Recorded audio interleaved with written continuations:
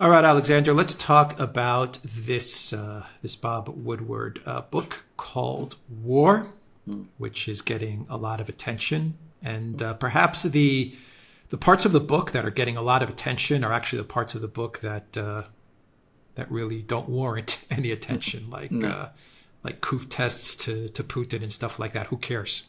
yeah, I mean, really, who cares? Or no, Trump calling up Putin once again. Who cares? yeah, But there are a couple of parts of the book yeah, which are interesting, very interesting, and one part in specific talks about the Biden White House speaking with the Kremlin, Austin with Shoigu, Sullivan with the Kremlin as well, mm, with regards to a possible nuclear strike mm, into Kiev when the Biden White House into Ukraine when the Biden White House at the time, this was in 2022, right before the great spring summer counteroffensive that flopped. This is when the Biden White House thought that they had Russia on the ropes mm, and that Putin was in a panic and he was about to use nukes, and the Biden White House was going to retaliate with nuclear weapons back. At least that's the impression that we get from the mm, excerpts that have been mm. revealed from Woodward's book. Anyway, let's talk about what Woodward is reporting, if you believe his reporting in this book. The fundamental problem I have with Woodward's book is that it's entirely based on what the Americans are saying, and to be more precise, what the administration is saying. That he's obviously not accessing Russian sources to any degree. Now, the Russians have denied this story outright. Putin has said that he never considered using nuclear weapons in the autumn of 2022. And um, let's go and look at the events of what actually took place in 2022. Because if we do that, if we go through a timeline, a brief timeline, it really doesn't make a huge amount of sense. Firstly, we had in June, July, a series of Russian victories. They captured Mariupol, they captured Severodonetsk, Lysychansk. In early August, they captured the important village of Pesky near Donetsk. Around this time, Putin was going around. He made a very famous speech. He said, yes, that the Ukrainians are going to start an offensive very soon. Let's see how far it will go. But as for ourselves, we haven't started yet. That was what Putin said. That was in the summer. Then the Ukrainians began their offensive at the end of August, beginning of September 2022. And again, the story of this offensive is not particularly well discussed in the West because it gives the impression that there were huge battles in which the Russians were defeated. And that wasn't really what happened. The Ukrainians launched an offensive in Kharkiv region at the end of August, beginning of September 2022. The Russians retreated. The Russians retreated in good order. There was no collapse. The Ukrainians didn't capture large numbers of Russian prisoners. The Russians established very quickly strong fortified lines. And by the end of October, the Ukrainian offensive there had come to an end. The Ukrainians also launched an offensive in Kherson region. That didn't go at all well. The Ukrainians suffered enormously heavy losses. The Russians, however, eventually, after a lot of debate amongst themselves, decided to pull their forces back across the Dnieper because there were concerns about supplies. So there is a narrative created about a huge military crisis that the Russians were experiencing at that time. And it isn't really factually true. Meanwhile, Putin had other reasons to think that things were going well for him. Firstly, the sanctions. By the summer of 2022, when he's supposed to have been desperate, it was becoming increasingly clear that the sanctions weren't working and that, in fact, there was even a possibility that Russia would limit its economic contraction to around 1% of GDP, which is basically what happened. So by this very same period of time, when we're told that Putin was desperate on the economic front, which is probably the one that concerned him the most. On the contrary, he was getting clear proof of a significant stabilization. In September, he had a meeting in Samarkand with the various leaders of the Shanghai Cooperation Organization. Xi Jinping was there, Modi was there, Erdogan was there. Meeting went off extremely well. Putin looked like, he looked confident. He had these meetings. We see the pictures of him. Samarkand produced all sorts of good decisions. He came back to Moscow. He announced this call up of reservists. And the reservists, as we now know, were mostly people who just served in the Russian army, but who had ended their contracts just a few weeks before, and they were called back to the army. So the situation by the end of September, early October, was stabilizing. So there really isn't a reason, there wasn't a reason for Putin to think about using nuclear weapons. But some other things were happening, and I wonder whether these were the source of this whole story. Firstly, we know, because none other than Kirill Budanov has confirmed it, that Russian reports that the Ukrainians were making various attempts to recapture the Zaporozhye nuclear power plant in September and October 2022 were true. The Ukrainians made various attempts to capture the Zaporozhye nuclear power plant. There was a first attempt on the 1st of September 2022. There were more attempts over the course of September 2022. There was a very big attempt on the 19th of October 2022 by the Ukrainians to capture the Zaporozhye nuclear power plant. They sent men in boats across the reservoir trying to reach the power plant. It was an absolute disaster. I didn't believe it was possible. I thought the Russians were making it all up because it sounded crazy. Subsequently, the New York Times and then Kirill Budanov himself, the intelligence chief, all confirmed that it was true. Around the same time, the Ukrainians were started shelling the Zaporozhye nuclear power plant. The Russians were then warning everybody.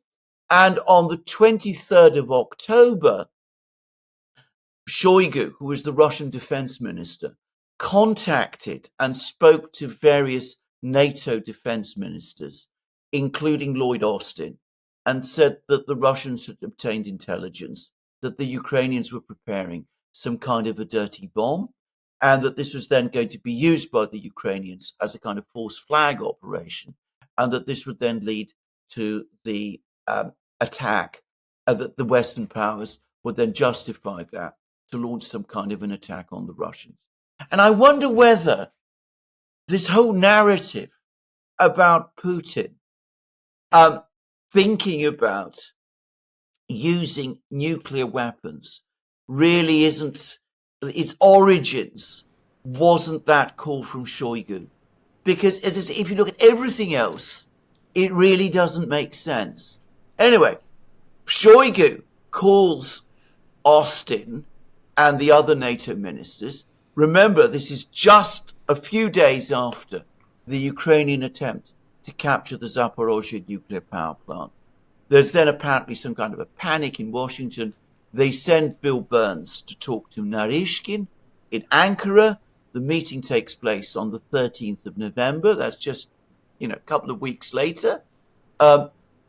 We're told, the Americans have told us, that it was in no way about negotiating an end of the war. It was all about trying to warn the Russians about not using nuclear weapons.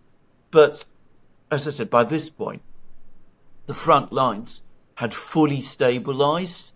The Ukrainian offensive had ended.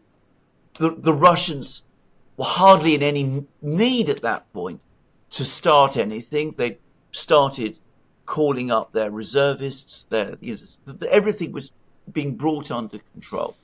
And in fact, we're told by Bill Burns that he found Narishkin in an absolutely defiant mood And I can't help but think that the real thing that happened in Ankara was not that they were discussing these nuclear weapons threats, which clearly didn't exist. Narishkin did undoubtedly also bring up this warning from Shoigu about the Ukrainian dirty bomb thing.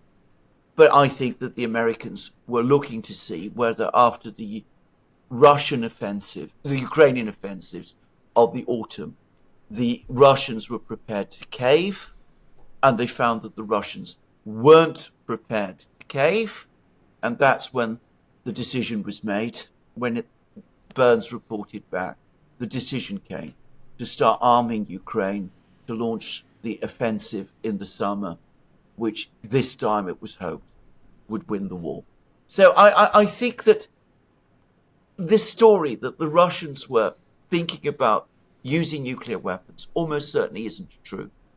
I think much more likely something was going on with the Ukrainians at that time. They were making attacks on the Zaporozhye nuclear power plant. Maybe the Russians were wrong in thinking that the Ukrainians were planning a dirty bomb. But anyway, that narrative gained traction.